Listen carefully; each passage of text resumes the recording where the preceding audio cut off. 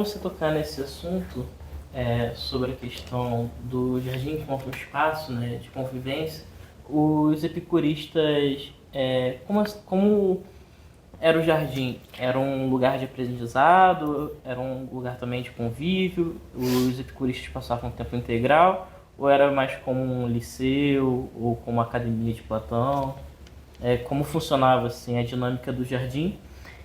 E E queria saber também se a gente poderia entender o jardim como uma metáfora no interior das relações sociais, né? Da prática mesmo até de uma ética epicurista.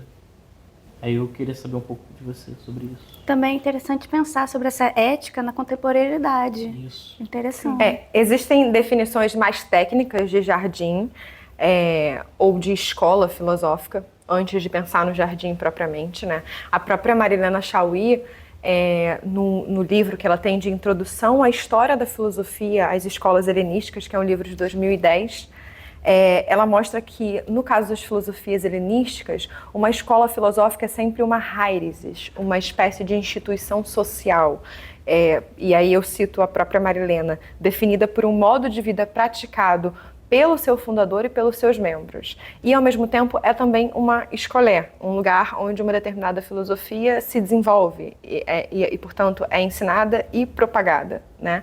Então, nesse sentido, você já pensa numa escola filosófica como não só um lugar de ensino, mas também de moradia. No caso do epicurismo, isso é mais evidente ainda, né?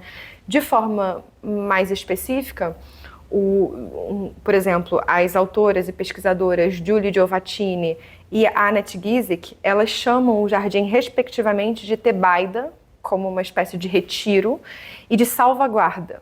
E o professor Marcos Figueira, que é tradutor e especialista em Epicuro no Brasil, vinculado ao FRN, chama o jardim de uma espécie de universo restrito, né? E, enfim, a grande pergunta é por que isso acontece, né? Uma das primeiras instruções éticas de Epicuro é a do late biosas, que eu traduzo como viver despercebido, né? E que tá melhor e mais explicada na Sentença Vaticana 58, quando ele diz que é preciso liberar-se a si mesmos dos afazeres rotineiros e públicos. Ou seja, é preciso sair do espaço público em direção a um lugar restrito, privado, né? E isso está diretamente ligado ao cálculo dos desejos em Epicuro. Um cálculo instruído pela frônesis, pela sabedoria, onde Epicuro questiona, ou primeiro, antes de questionar, investiga quais são os diferentes tipos de desejos que imperam na vida humana. Então, ele realiza uma distinção dos desejos e pensa em 3 tipos de desejos. Os naturais necessários, os naturais não necessários e os não naturais nem necessários, né? O primeiro tipo deles, que são os naturais necessários, dizem respeito aos desejos mais básicos aos humanos, como, por exemplo, a fome, a sede, o abrigo, né? São desejos que nós temos e que, se nós não realizamos, isso pode comprometer a nossa própria saúde e, em suma, a nossa própria vida, né? Então, nós precisamos nos concentrar em realizar esses desejos da forma mais simples possível, né? Sentir fome, eu como um pedaço de pão, eu sinto sede, eu bebo um copo d'água. Esses mesmos desejos, porém, também podem ser realizados e satisfeitos de uma forma não necessária, né? Eu sinto sede e, ao invés de tomar uma água, eu opto pelo vinho. Eu sinto fome e, ao invés de comer um pedaço de pão, eu opto por ambrosias. Existe, portanto, a possibilidade, isso é considerado por Epicuro, né, de variar a supressão desses desejos, mas ela precisa ser feita com muita cautela e cuidado, porque a variação da supressão de desejos naturais podem causar perturbações, podem levar ao vício, né? Então, é preciso ter muita cautela.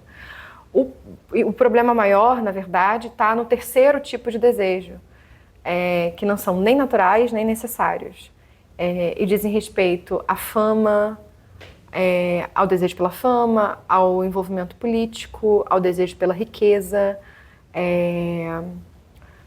Tudo isso são desejos entendidos como Epicuro como vãs, né? Irreais, falsos, porque vêm de opiniões vazias e falsas. E que, apesar de você realizá-los e sentir um determinado prazer, logo esse prazer é substituído por uma grande perturbação. Portanto, nós não devemos realizar esses desejos. Na verdade, nós devemos rejeitá-los, recusá-los e nos afastar de todo e qualquer lugar onde a realização deles impera, né? Que é justamente o caso da cidade. Como eu disse, Epicuro é um autor do século III a.C., o seu momento, assim, o momento de fecundidade da sua filosofia coincide com a morte de Alexandre o Grande. Então, coincide com as disputas no interior do que foi a polis grega, né? Já que os generais de Alexandre acabavam enfrentando uma série de diversos conflitos com a intenção, então, de tomar o poder, né? E alguns tipos de discursos eram utilizados para manipular o dia a dia e o comportamento dos viventes que ainda permaneciam na cidade, né?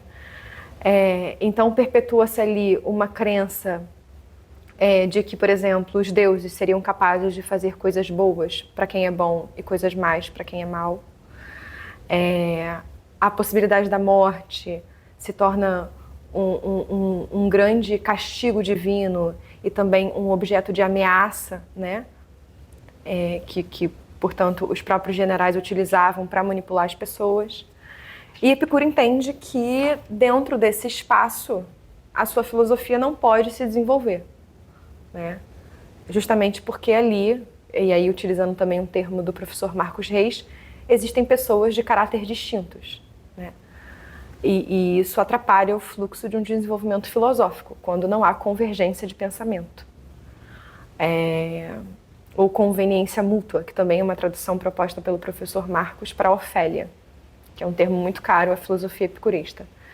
Então, Epicuro preconiza uma espécie de êxodo urbano, né? Uma saída da cidade em direção às margens.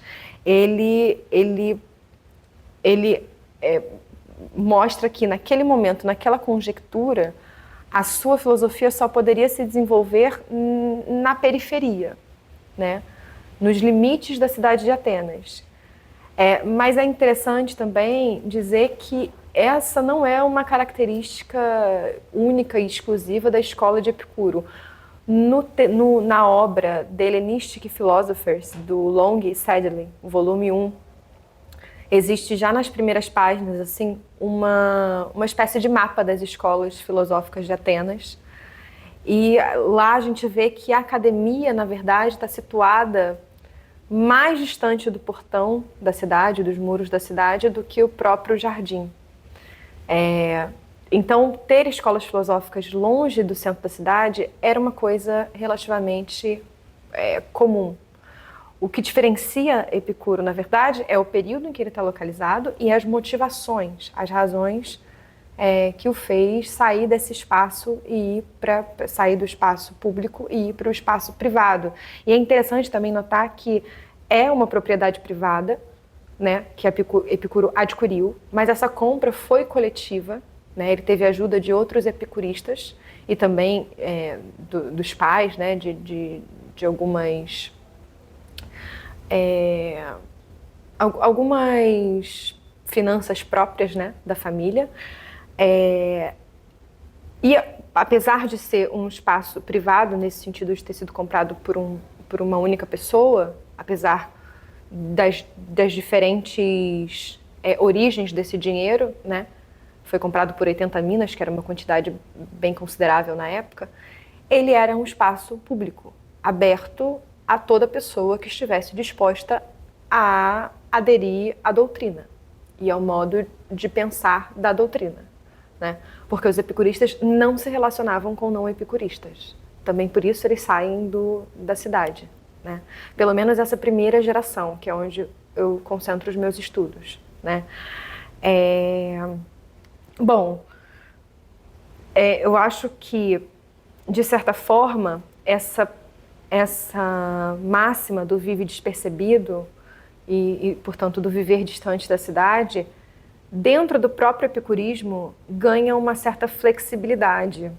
E ela é isso, ela tem outras... ela é manipulada, né, ao longo dos anos por outros epicuristas. Por exemplo, a própria geração de epicuristas romanos já trazem algumas distinções. O próprio Lucrécio, que eu já mencionei, que escreveu De Raro Natura, já começa por aí, na verdade. Quer dizer, uma das instruções do sábio na primeira geração de epicuristas era que o sábio poderia ler poesia, mas não chegava a compô-las, né? Então, a figura de Lucrécio já é controversa, começando por aí, porque o texto dele sobre o epicurismo, o De Raro Natura, é um grande poema, né? E ele escreve esse texto para Mênio, que é um político e orador romano, né? Então, ele está, de alguma forma, envolvido com a política e conversando diretamente com alguém que pratica esse tipo de desejo, né, no centro da cidade. Ou mesmo o próprio Filodemo, que também é um epicurista romano do século I a.C., ele, de alguma forma, também está ligado à política, apesar de ter estudado no jardim com um dos últimos escolarcas. Ele tem obras e não chega a ter um tratado político, mas nessas obras ele fala sobre o ideal de um bom governante, né? Também tem um tratado econômico importante, apesar de optar sempre pela moderação e pela vida autossuficiente, ele tem um tratado econômico e trabalha conceitos e termos propriamente políticos, né? A questão hoje, então, enfim, não só como que o vive despercebido foi uma máxima para a primeira geração de epicuristas, mas também como que ela foi adaptada ao longo dos anos, mas também como que nós podemos nos apropriar dessa máxima e adaptá-las ao nosso dia a dia, né? Essa ideia de microcosmo, na verdade, eu tive contato aqui na UF, num mini curso que o Marcos, especialista em Epicuro, né, que eu já mencionei, da UFRN, ofertou pra gente, né? E ele falava justamente sobre isso, quer dizer, existe, talvez grande parte de nós hoje, tope com a impossibilidade, assim, de praticar o êxodo urbano. Ou não só isso, né, a falta de desejo de sair da cidade, mas ao mesmo tempo de viver uma vida mais tranquila, né, e em acordo com a natureza, ainda que dentro de um centro urbano, né? Essa ideia de microcosmo ou de universo restrito pode ajudar com isso, né? Não só porque a gente pode imaginar que uma sala de aula é um jardim, ou que numa mesa de bar também se configure um pequeno jardim, mas também porque a gente pode utilizar dessa triagem dos desejos feita por Epicuro, para lidar também com a manipulação dos desejos atualmente, né? Quer dizer, o desejo de compra próprio do capitalismo está completamente fundado na criação de necessidades que são falsas e irreais, né? Então, não saber gerir e gestar os seus próprios desejos é, de alguma forma, se entregar ao modo como ele é perpetuado no ambiente em que você vive, né? Se você pode usar de algum tipo de filosofia ou de teoria para filtrar esses elementos tão comuns no nosso dia a dia, talvez isso também possa ajudar de alguma forma a você ter uma vida perto ou tal qual aquela que foi reproduzida lá em 3 a.C., né? Para dizer que eu acho que a leitura do epicurismo, de alguma forma, fornece para a gente técnicas, ferramentas que podem orientar a realização de uma vida feliz, porque, em muitos aspectos, o conteúdo da filosofia epicurista é atemporal, né? E não só isso, ele também reconhece, o próprio Epicuro reconhece que a sua produção filosófica é contextual, né? De modo que não parece tão problemático que o epicurismo tenha sofrido tantas adaptações ao longo dos anos, né? Justamente porque é uma filosofia que entende que pensamentos são desenvolvidos em determinados espaços, em determinadas regiões, com determinadas pessoas e determinados problemas e contextos históricos distintos, né? Enfim, mas o mais importante é que a gente possa utilizar isso dentro de um contexto urbano, né? Afinal, também isso, o jardim se constrói em oposição à imagem, ou à paisagem da cidade. De modo que não existe jardim sem cidade, né? Então é claro que a gente pode pensar em pequenos jardins, talvez metafóricos, menos físicos e mais emocionais e psicológicos, dentro da nossa convivência, né? Nos espaços. Eu gosto muito de uma definição do Foucault, num texto que ele tem chamado Dos Espaços Outros, onde ele diz que o jardim é a menor parcela do mundo, então é a totalidade do mundo. O jardim é, desde o início da antiguidade, isso nas palavras dele, uma espécie de heterotopia feliz e universalizante. Bem interessante que você tocou no tópico assim, de modo de vida, os modos de vida que os jardins eles propunham, né? Você tem uma formação na permacultura, você já tinha citado anteriormente, que eu acredito que tem tipo, quase que uma relação entre tanto a permacultura com essa proposta dos jardins. Você enxerga também se dá para relacionar, tipo, pegando a nossa contemporaneidade, essa ideia da permacultura como um jardim de Epicuro? Eu acho também importante comentar um pouquinho sobre permacultura para o nosso telespectador também. Eu acho que eu sempre me interessei sobre a possibilidade de transpor os conteúdos que a gente aprende na filosofia, de modo a utilizar aquilo que a gente aprende com ele para viver melhor, sobretudo depois de descobrir que pensar bem não é necessariamente agir bem, entre uma coisa e outra existe muita disciplina, muita moderação, muita dedicação. E, nesse sentido, eu acho que, pensando nisso, né, num esforço para agir filosoficamente, eu acho que os conteúdos da filosofia como um todo nos ajuda com isso. E estarmos aqui hoje, olhando para a tradição filosófica, é também uma espécie de dádiva e privilégio, porque a gente pode montar, eu acho, uma espécie de mosaico ou uma certa colcha de retalhos com aquilo que mais e melhor cabe dentro das nossas necessidades, né? Então eu diria, sei lá, para instruir a minha relação com os desejos e com a moderação, eu posso usar de Epicuro. Para compreender o tempo e valorizá-lo, eu posso usar de Nietzsche. Para uma ideia de Deus, eu posso me valer de Spinoza. Para cuidar do corpo, dos ensinamentos de Hipócrates, e por aí vai, né? Para dizer que eu acho que existe exatamente uma espécie de privilégio, né, nosso, diante disso que é os grandes conteúdos de filosofia, né? Disso que são os grandes conteúdos de filosofia. No meio disso, a permacultura aparece como um elemento a mais, né? Em princípio, a permacultura significa cultura da permanência, um conceito que já se opõe à ideia de obsolescência programada, que a gente já está muito acostumado a ver e também conviver, né, no nosso dia a dia, sobretudo a partir dos objetos e coisas que nós consumimos, né?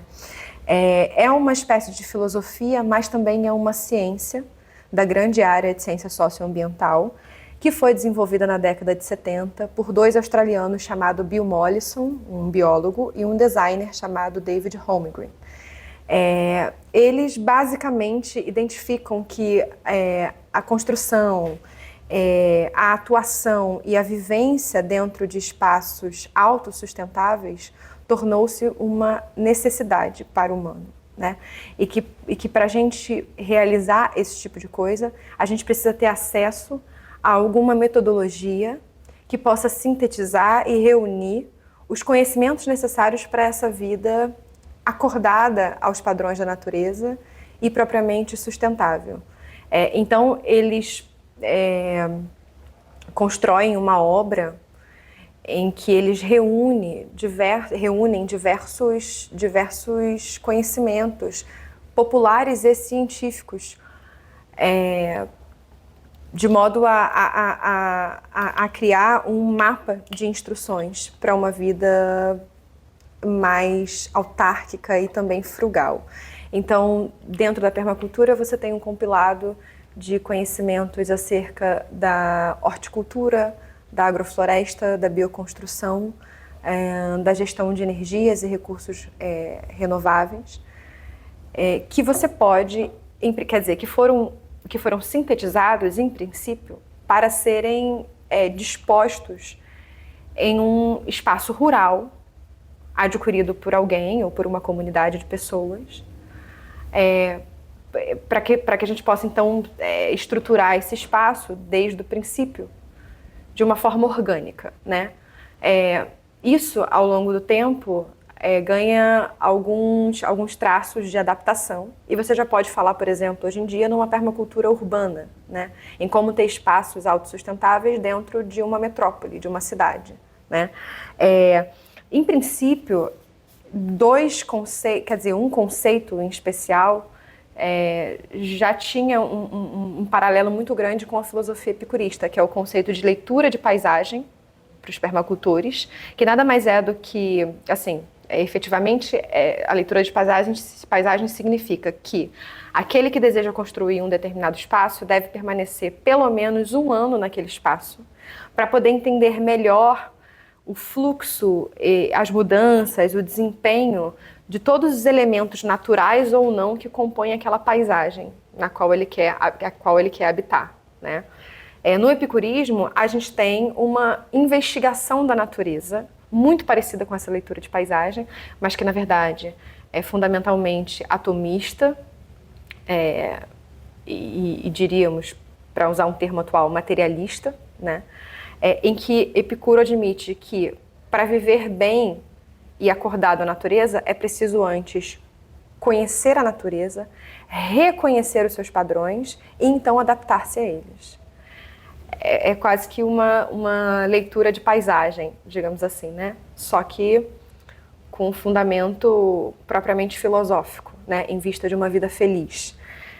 Além disso, os 4 valores centrais da permacultura, que são cuidado com o meio ambiente, cuidado com o outro, redução de consumo e partilha dos excedentes, estão completamente ligados a princípios básicos do epicurismo, como o da amizade, porque para o epicurista, como diria Tom Jobim, é impossível ser feliz sozinho. Além disso, o ideal de vida no jardim, de comunidade, o ideal de moderação dos desejos e de autossuficiência, e, sobretudo, o ideal de uma vida frugal, né? Tudo isso também faz parte da base do que seria o epicurismo, né? Nesse sentido, essas duas filosofias, a permacultura e o epicurismo, tendem a uma convivência e a um viver comunitário, né? A diferença é que a vida e a convivência no jardim tomava como comunidade os seres humanos, única e exclusivamente, né? Na dissertação, por exemplo, eu mostro como que isso acontece, né? A comunidade epicurista é primeiro construída por uma espécie de sociabilidade, um elemento, vamos dizer assim, remoto, virtual, porque acontecia e se dava a partir de 2 atividades específicas, que eram as viagens que Epicuro realizava para visitar os seus discípulos, sobretudo para as cidades de Mitilene e Lampsaco, também Colofon. E depois que ele realizava essas viagens, e durante também, né, era comum que ele trocasse correspondências com outros epicuristas. Então, a sociabilidade filosófica, em específico no epicurismo, é constituída por essas atividades de viagens e visitas e trocas de correspondências e cartas, onde os conteúdos filosóficos e doutrinários são compartilhados com os outros membros dessa doutrina, né? Depois disso, alguns anos depois, essa convivência que era remota se torna propriamente física, né? Justamente com a fundação do jardim, da comunidade do jardim, onde os epicuristas podiam agora praticar as atividades derivadas de um pensamento filosófico tal, né? E aí, também na dissertação, eu mostro que as atividades que orientavam essa convivência diziam respeito ao ensino de filosofia, que acontecia de forma... quer dizer, tinha uma espécie de... acho que um dos melhores termos é o termo da senioridade de ensino. Os conteúdos filosóficos eram sempre passados dos mais velhos para os mais novos. Isso poderia acontecer por meio de fragmentos, escritas de fragmentos, máximas ou cartas, pela leitura dessas cartas de forma conjunta, ou simplesmente pela conversa desses conteúdos, também de forma conjunta dentro do jardim. É interessante porque o próprio Epicuro não vivia dentro do jardim. Ele vivia numa casa à parte, no Demo de Melita, ou Melito, onde... muito provavelmente os seus companheiros em filosofia, os epicuristas mais velhos, chamados de categuemones, o acompanhavam e também o acompanhavam e também estudavam e produziam obras ali dentro. E esses categuemones eram os responsáveis por passar os conteúdos da doutrina aos epicuristas que estavam no jardim, né?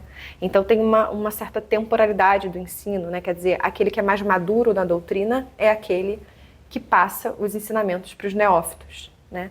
Epicuro, ele mesmo não parece ter tido contato direto com os epicuristas mais novos do jardim, né? Apesar de frequentar o jardim. Então, existem essas atividades de ensino, existe também as atividades em prol da autossuficiência da comunidade. Os epicuristas cultivavam a terra, plantavam aquilo que comiam. E uma autora chamada Giulia Giovattini chega a sugerir que eles vendiam os excedentes dessas produções e isso era convertido em rendas para o jardim. Dentro também dessa ideia de autossuficiência, Epicuro era contra a comunhão de bens, porque ele achava que isso podia causar inimizades, ou seja, problemas entre os amigos. Então ele dava e dispunha materialmente de tudo aquilo que era necessário para que os epicuristas pudessem viver bem, né? Comida, bebida, abrigo e condições básicas para o ensino e estudo da doutrina. E além dessas duas atividades, então, de ensino e autossuficiência, a gente também tem uma série de atividades de celebração que aconteciam dentro do jardim, algumas em função do aniversário de alguns grandes epicuristas, outras relativas a certos cultos fúnebres que eram feitos em homenagem aos pais de Epicuro, e uma outra dela muito importante, o 20º, que era uma celebração feita sobretudo em prol dos epicuristas. Começou como uma celebração em prol da memória de Epicuro, em prol da memória de Metrodoro e depois em prol da memória de Epicuro, e depois virou uma espécie de cerimônia muito comum até mesmo entre os epicuristas romanos. No caso da permacultura, essa estrutura comunitária é distinta, porque quando você pensa numa comunidade permacultural, você não pensa necessariamente num compilado de pessoas, assim, uma agregação de pessoas, né? Uma comunidade permacultural pode ser uma única pessoa, o seu terreno e a vida feroz. Vida feroz. Então, uma comunidade permacultural pode ser formada por uma única pessoa e a vida feroz, que na verdade esse termo é um termo usado pela Anna Tsing, uma antropóloga, e ela mostra isso, como que na verdade a paisagem natural é uma paisagem multiespécie. E o permacultor, ele considera isso, né? O ser humano é um elemento do seu sistema autossuficiente e sustentável, mas também as minhocas, as galinhas, o solo, as energias dispostas naquele terreno também fazem parte dessa comunidade. Então, nesse sentido, até mesmo por ser uma ciência de cunho biológico, a permacultura se distancia muito do epicurismo, né? No que diz respeito ao conceito de comunidade. Mas, por outro lado, existem muitas proximidades, né? E o fundamento é o mesmo, né? Que é propriamente a vida sustentável, ou autossustentável, autárquica. Vou aproveitar que você